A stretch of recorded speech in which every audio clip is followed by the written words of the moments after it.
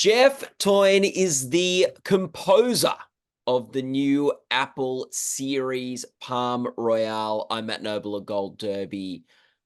I want to start by asking you, Jeff, what surprised you most about Palm Royale and working on it? Well, I'm not sure how much of the show you've seen, but I don't think after watching the first episode you'd ever be able to predict the plot twists that happened, in the eighth and ninth and 10th episodes. Those were pretty surprising. My wife was always so delighted to come in when I would get a new episode and watch it down with me. She's just like, "What's going to happen next? I can't believe what's going to happen." So that was pretty surprising. Yeah, I really enjoyed the writing on the show. Mm. And how would you describe the world of the show, Jeff? The world of the show is this rarefied, social bubble that existed. I'm sure it exists to this day, but the show is focusing on as it existed in the late '60s in Florida, and I mean it's not a historical show by any means, but I think these kinds of people did and do exist, and so the world of the show had a time, it had a place, and it had a very specific slice of society. And what role did you see in music in building the sort of world of the show and sort of maybe even in some ways being a bit of a character that helped tell the story?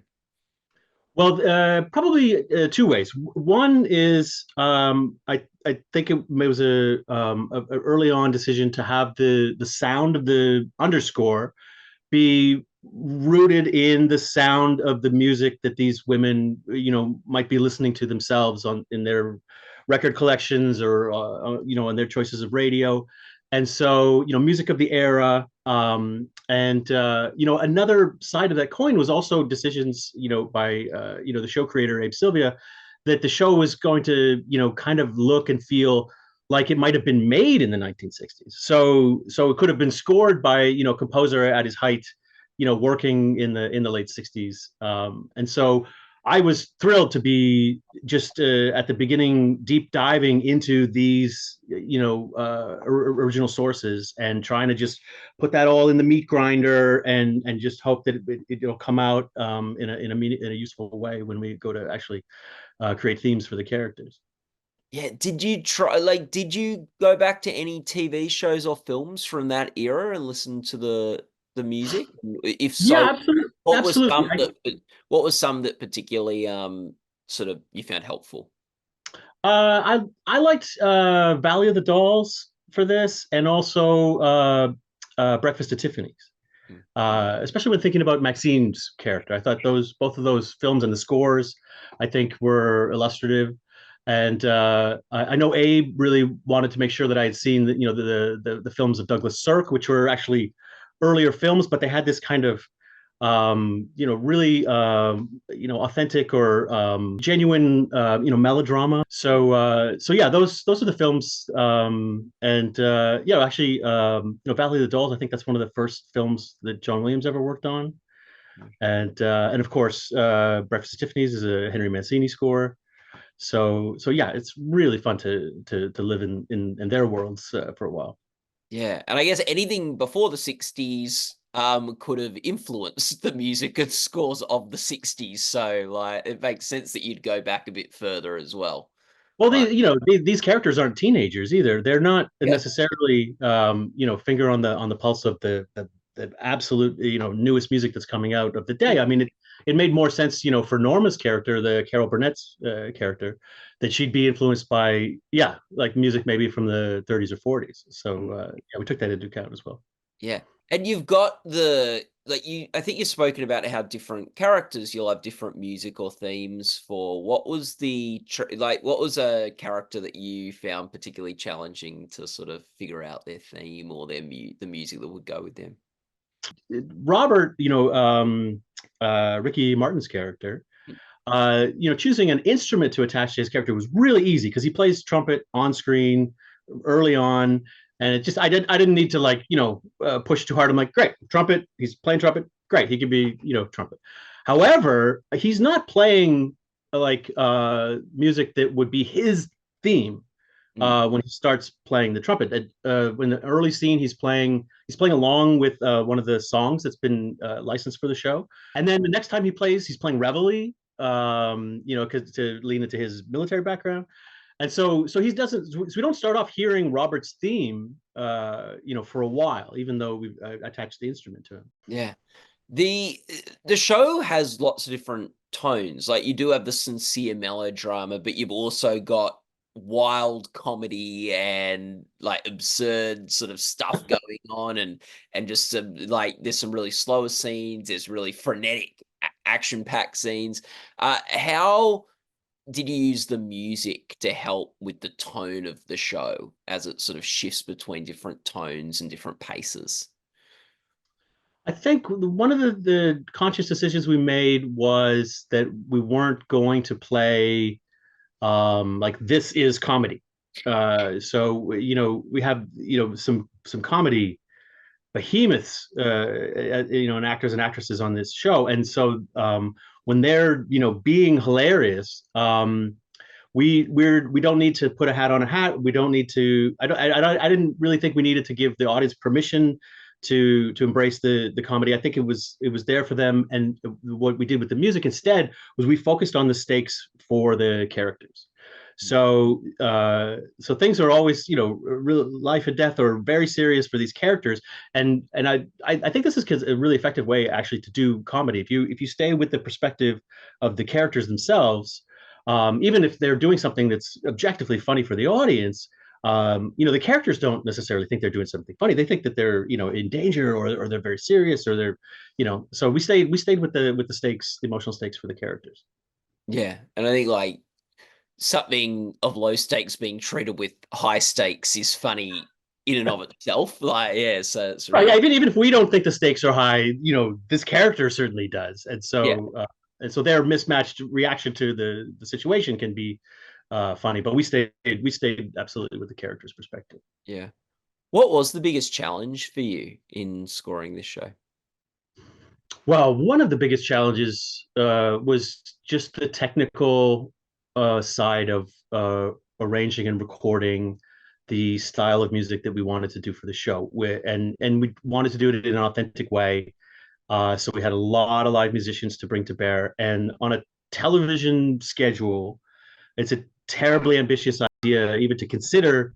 We're going to record a big band. We're going to record an orchestra, and it adds a lot of steps in the process.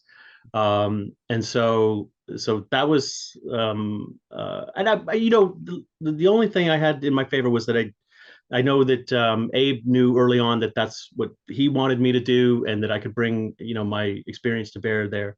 But it was an all hands on deck, and a lot of late nights, and I relied heavily on a fantastic team, but it was really really reaching, and we kind of wanted to, the bar had been set so high by all of the other crafts on the show. We really had to reach for that as well musically. So we gave them a very luxurious, which seemed apropos, sound, like the most expensive sound you can think of, like a giant live orchestra. So Yeah. so that was, but it was very challenging.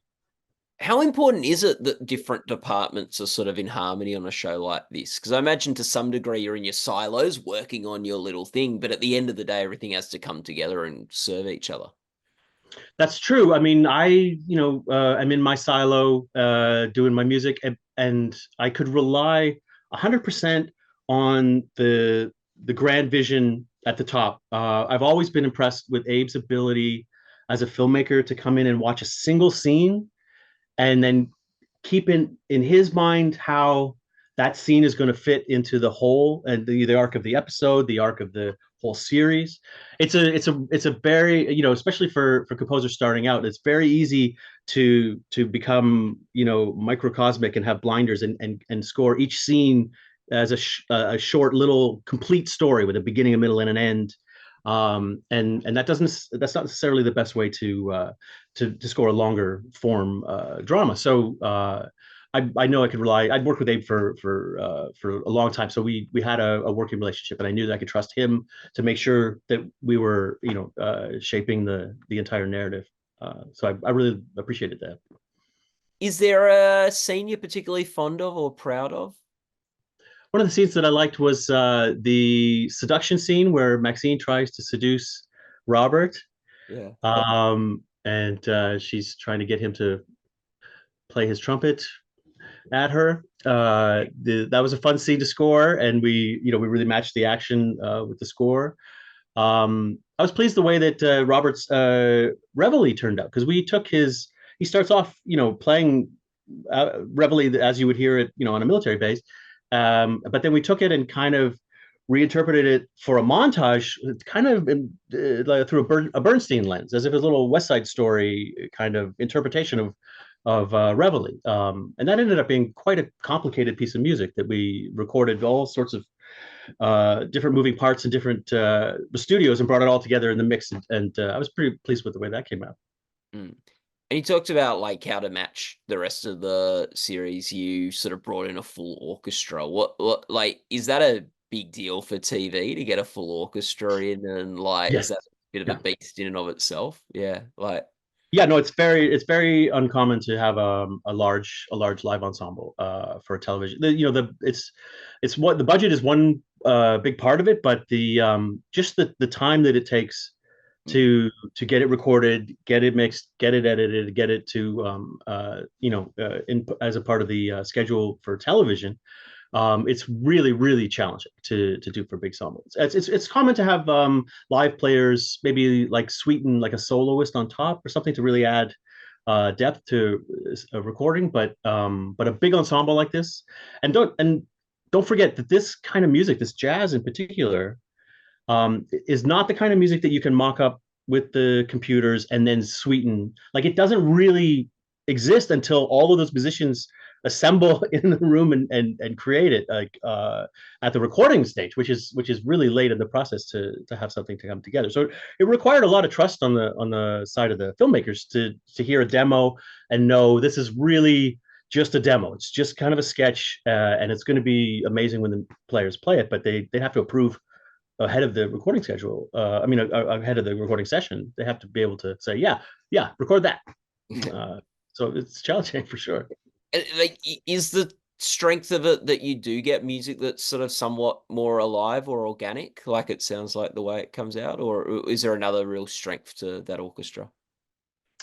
Well, it depends on the style, but there's always an addition that's brought by the live players. Now, depending, like again, like I said, depending on the style, the amount that the live guys are improving it is varies from we're taking it from like 89% to 93%, which is still a significant change. Like I said, this music, especially with the big band, we took it from like negative 20% to 89%. It was just like it would be unusable if we didn't have the live players.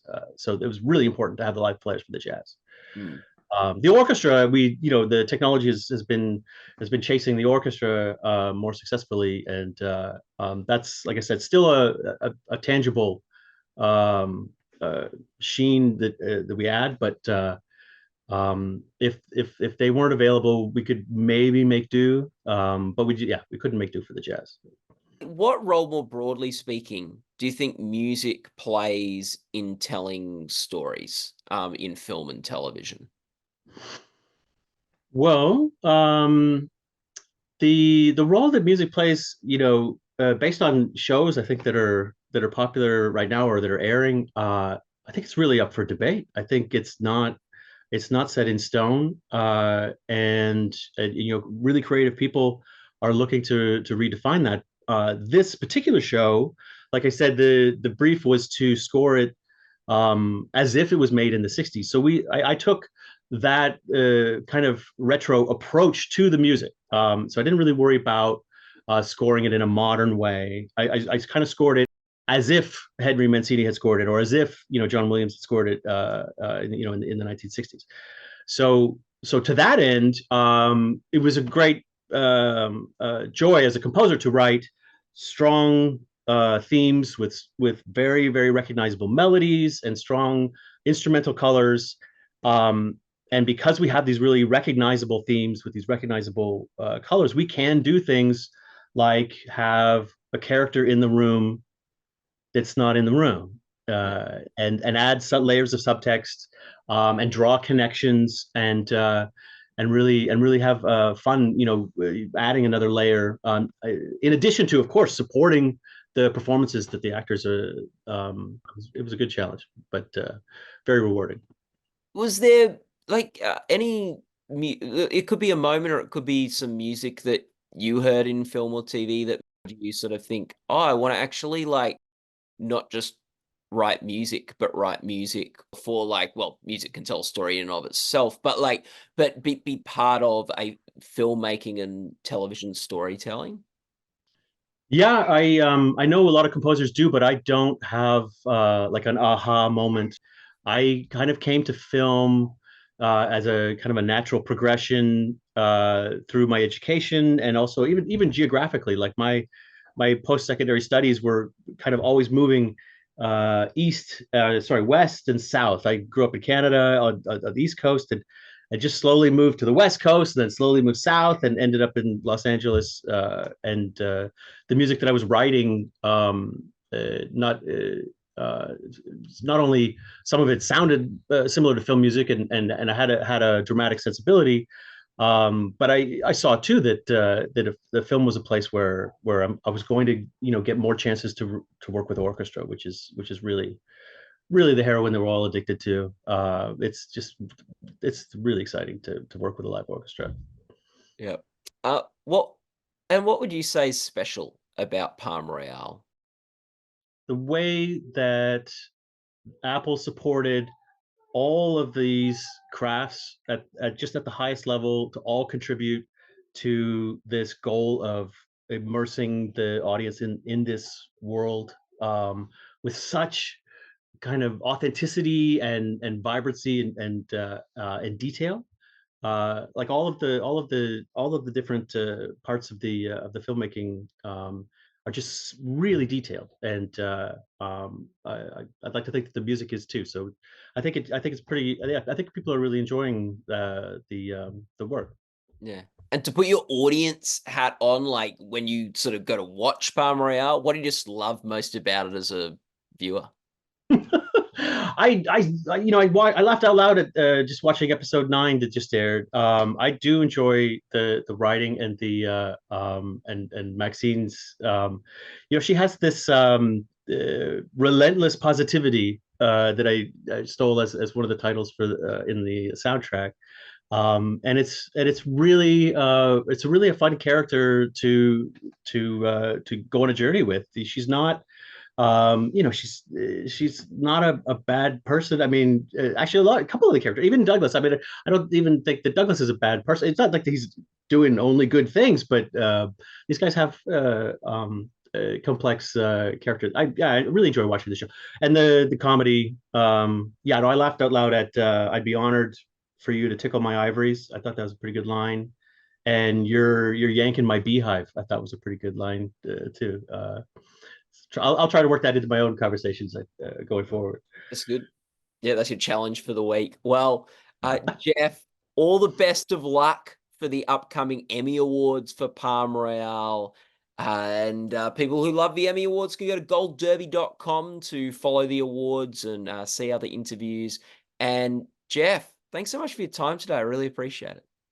Thank you. I appreciate it.